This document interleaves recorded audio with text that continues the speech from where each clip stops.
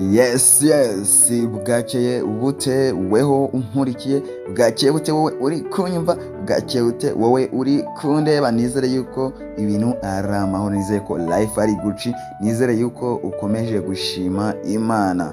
Mwifurije igitondo cyiza rero wowe ubonye iyi video nkiya-uploadinga, mwifurije umunsi mwiza wowe ubonye iyi video hamaze gucya, mwifurije icyumweru cyiza kandi wowe ubonye iyi video twarenze ku munsi nya-uploadingiyeho. Amahoro y'Imana akomeze kubana namwe. Narababwiye ngo ndabakunda murabihakana, ariko love you so much. Nizere yuko namwe mujya mubibona kandi nizere yuko namwe munkunda. Niba munkunda rero mukomeze kubinyereka mukanda subscribe, niba munkunda mukomeze kubinyereka tanga ibitekerezo byanyu. Niba munkunda mukomeze mukande share. Njyewe ndabakunda cyane, niyo mpamvu nahwema kubahereza ibyiza, niyo mpamvu nahwema kubahereza updates, amakuru ameze neza.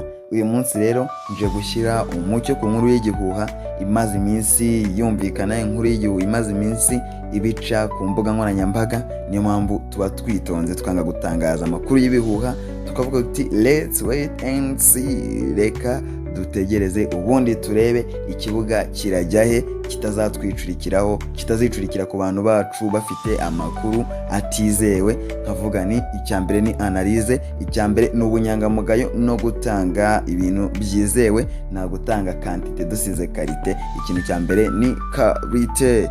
Njyewe rero tugiye kubana ndi fixe nk'ibisanzwe, hano akaba ari kuri wa muyoboro wacu ugezweho, wa muyoboro wacu uba ufite amakuru yizewe yasi y'ubucukumbuzi, wa murongo mugari w'ibyegeranyo na handi ni kuri Iwacu Topic.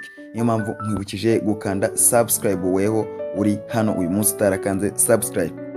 Niba warayikozeho nukore kukazogera, kandi ndakubwiye ngo kanda kazogera kugira ngo tujye tubasha kubana umunsi ku munsi.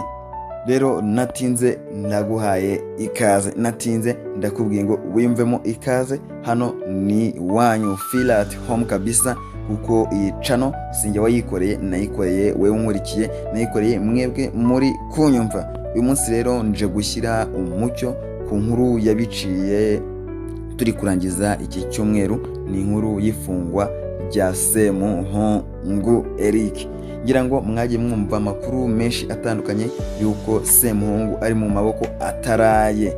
Ubwo nivuga amaboko ataraye, ujye mwumva ko yatawe muri yombi.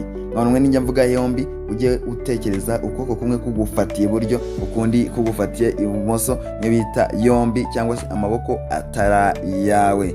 Semuhungu rero mu mpera z'iki cyumweru gitambutse yarafunzwe. Ariko se yazize iki? Wagiye ubona amakuru menshi ku mbuga nkoranyambaga atandukanye ngo Semuhungu yazize ibintu by'imipfuri, yavuga ngo yazize gusambanya abahungu batoya ku ngufu.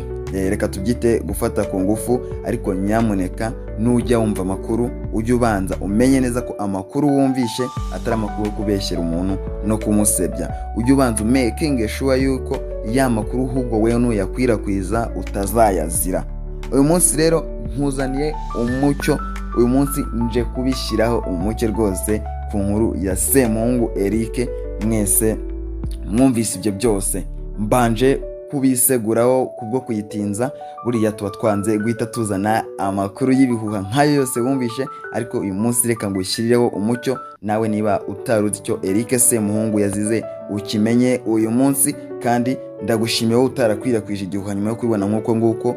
Ugende uvuga buriya abantu bamenye byinshi bazabazwa byinshi. Semuhungu Eric rero amakuru ahari yizewe nuko uyu mugabo umwe mu bagezweho hano iwacu mu Rwanda ntango yigeze azira icyaha icyo kihohotera, ahubwo yazize gutwara yanyweye ibisindisha.